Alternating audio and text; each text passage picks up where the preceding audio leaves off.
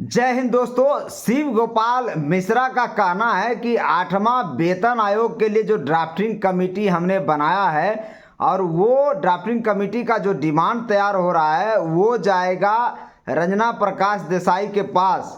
और उनका कहना है कि वो बेहतरीन महिला हैं जिनको पता है कि घर के भी कामकाज किस तरह से किए जाते हैं और संसार के भी कामकाज किस तरह से किए जाते हैं। उम्मीद करते हैं कि इस बार 8वां वेतन आयोग में सैलरी और पेंशन में अच्छी खासी बढ़ोतरी हो और इसका इंतजार बेसब्री से कर्मचारी कर रहे हैं। उनको ये लग रहा है कि 30 से 34% से 40% के बीच में सैलरी और पेंशन बढ़े। अब देखना ये है कि सरकार क्या डिसीजन लेती है। लगातार आपको बता दें, शिव गोपाल मिश्रा का कहना है कि हमने ड्राफ्टिंग कमेटी तो तैयार किया है जिसमें स्टैंडिंग कमेटी के सारे कर्मचारी तो हैं, उसमें बाद के जो बाहर से भी लोग उसमें शामिल हुए हैं ताकि अच्छे से अच्छे रिकमेंडेशन तैयार हो सके और जिनका भी पॉइंट है वो सारा उसमें जुड़ जाए, किसी तरह के पॉइंट छूटने ना पाए और वो सारा डॉक्यूमेंट एक पे कमीशन के पास जमा होगा। जी हाँ दोस्तों, आपको बता दें मंजीत सिंह पटेल भी लगातार इसमें शामिल हैं और मंजीत सिंह पटेल ने भी अपना मुद्दा जो उनका विशेषकर ऑटोनोमस बॉडी के लिए था, यूनियन टेरिटरी के लिए था, क्योंकि आपको भी पता है कि जो केंद्र सरकार के कर्मचारियों के लिए जो नियम बनते हैं वो केंद्र सरकार के कर्मचारियों तक ही सीमित रह जाते हैं, यूनियन टेरिटरी में लागू नहीं हो पाता, जिसके कारण कई ऐसे कर्मचारी है जिनका जीवन अधर में लटक गया है। ना उनको एनपीएस का पेंशन मिल रहा है, ना ही यूपीएस का उनको पेंशन मिल रहा है। तो इसी को देखते हुए लगातार सब मिलकर देखिए, अभी जो ड्राफ्टिंग कमेटी बना और 25 फरवरी का जो मीटिंग हुआ ड्राफ्टिंग कमेटी का, जो अंदर का जो मीटिंग हुआ, अंतरिम राहत की भी मांग की गई। अंतरिम राहत मांग इसलिए किया गया, आपको पता ही होगा कि अभी देखिए 8वां वेतन आयोग के बारे में चंद्रलोक बिल्डिंग में सारा कामकाज जारी हो रहा है, चल रहा है। रंजना प्रकाश देसाई एंड टीम लोग वहाँ काम कर रहे हैं, लेकिन 18 महीने का वक्त मांगा गया है और इसी बीच मंजीत सिंह पटेल लगातार 200 दिन में रिपोर्ट तैयार करने की बात बोल रहे थे, लेकिन सरकार ने नहीं माना और लगातार डिमांड भी किया जा रहा है, कॉमन मेमोरेंडम भी दिया जाएगा। तो आपको बता दें जो डिमांड है वो अंतरिम राहत देने की भी बात कहेगी कि बेसिक को डीए के साथ फिलहाल मर्ज कर दिया जाए, जिससे कर्मचारियों का लॉस कम हो, कर्मचारियों को कम से कम लॉस हो, पेंशनरों का कम से कम लॉस हो। लेकिन सरकार इस पॉइंट पर भी अभी मानने को तैयार नहीं है। बेसिक और डीए मर्ज हो जाने से सभी कर्मचारियों को अंतरिम राहत जरूर मिल जाता।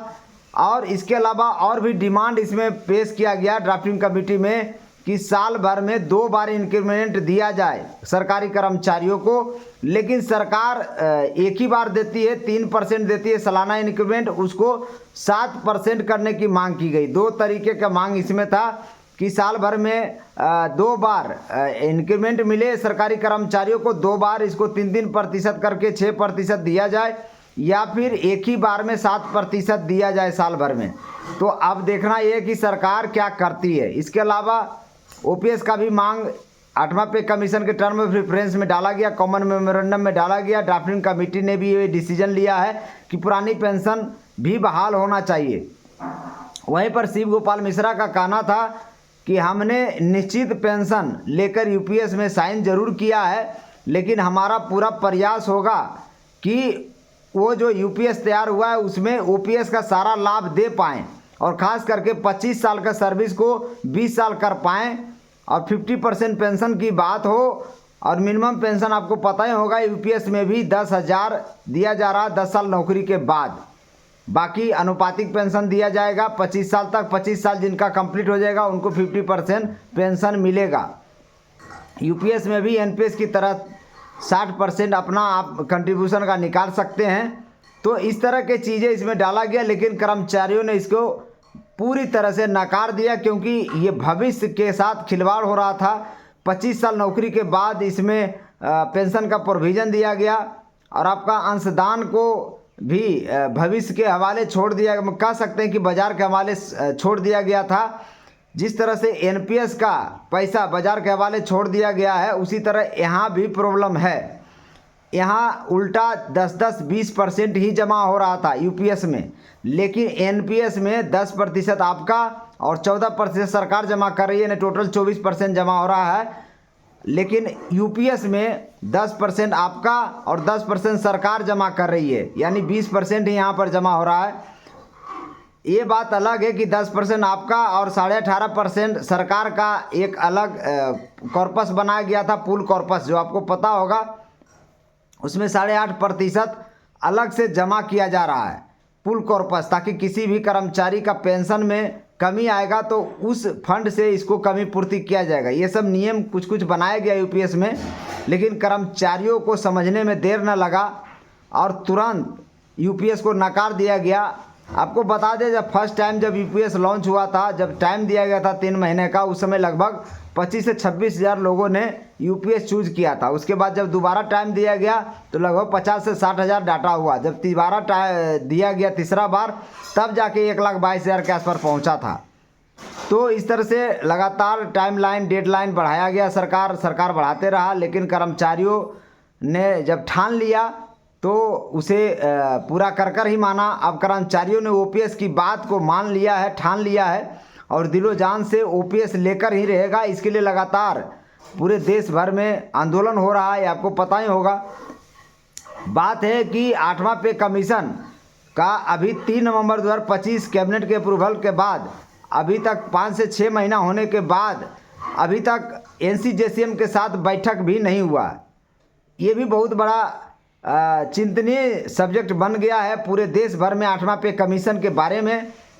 और इसमें जो डिमांड दिया गया 7% सालाना इंक्रीमेंट की बात कही गई, ताकि सैलरी, पेंशन और पेंशनर को सैलरी बढ़ के मिले। और ये जो बढ़ के मिलना है सैलरी, ये 1 जनवरी 2026 से ही मिलना चाहिए और इसके लिए लगातार आवाज़ उठाया जा रहा है। फिटमेंट फैक्टर के बारे में भी आपको बता दें, 3.25 फिटमेंट फैक्टर मांगा गया एफएनपीओ के द्वारा, पोस्टल विभाग के द्वारा। कई ऐसे विभाग हैं जिनका कहना है कि 1 जनवरी 2026 से ही सारा भत्ता का भी लाभ मिले, सारा अलाउंस का भी लाभ मिले। आपको पता है कि 1 जनवरी 2026 से आपका बेसिक और डीए का कैलकुलेशन होकर मिलेगा, जो पैसा एरियर के रूप में मिलेगा वो मिलेगा, लेकिन आपका ट्रेवलिंग अलाउंस और एचआरए जिस दिन से रिकमेंडेशन, सिफारिश लागू होते हैं उस दिन से लागू होता है। तो ये कर्मचारियों का नुकसान हो जाता है, इसलिए कहा जा रहा कि एक लमसम अमाउंट इसके बदले में 1 जनवरी 2026 से ही दिया जाए। इसके अलावा फैमिली यूनिट को 3 से 5 करने की मांग कही गई है, ताकि जो फिटमेंट फैक्टर बैठता है 66.67% अधिक सैलरी बने, उसमें फिटमेंट फैक्टर अधिक हो, यानी 3 से लेकर 3.25 तक फिटमेंट फैक्टर बन रहा है। उसके हिसाब से अगर सरकार का ही दायित्व है, सरकार ने एक नियम लाया कि माता पिता को देखभाल की जानकारी, अपने माता पिता को देखभाल की पूरी जिम्मेदारी कर्मचारी को लेना होगा। तो जब वहाँ पर माता पिता की जिम्मेदारी लेगा तो यहाँ भी फैमिली यूनिट 3 के जगह पर 5 करना पड़ेगा सरकार को। और ये अच्छी बात है, जब सरकार खुद 5 यूनिट कर दे तो अच्छी बात है। ऐसे डिमांड भी दिया गया है 5 यूनिट करने की। आपको पता होगा रेलवे में भी माता पिता का जो होता है हेल्थ, कह सकते हैं हेल्थ चिकित्सा नहीं दिया जाता। जब आप डिपेंडेंट हो जाते हैं किसी, ये अपने फैमिली के ऊपर डिपेंड हो जाते हैं तभी जाके मिलता है। ये नियम भी सही नहीं है, इसे भी सुधारने की ज़रूरत है। और आपको बता दें, यूनियन संगठनों लगातार आवाज़ उठाता रहा है और बिना आवाज़ उठाए आपको पता ही है कि सरकार ऐसे भी कुछ देना नहीं चाहती है। इसलिए लगातार यूनियन पर भरोसा रखिए और लगातार यूनियन को पिनअप करते रहिए। आपको पता है कि सरकार जिस सुस्त गति से चल रही है उसी सुस्त गति से यूनियन संगठन भी चल रहा है, और दोनों सुस्त प्लस सुस्त होने से डबल सुस्त गति से 8वां वेतन आयोग का काम काज चल रहा है और एवं पुरानी पेंशन का डिमांड भी उसी गति से चल रहा है। लेकिन हम आपसे विनती करते हैं कि लगातार अपने आवाज़ को उठाते रहिए, सोशल मीडिया पर उठाते रहिए, जिस तरह से हम आपके लिए उठा रहे हैं। मेरे इस चैनलों को सब्सक्राइब कर लें और शेयर भी करते रहें, ताकि आपका मुद्दा लगातार ओपीएस पूरे देश का नंबर 1 मुद्दा बने। जय हिंद, जय भारत।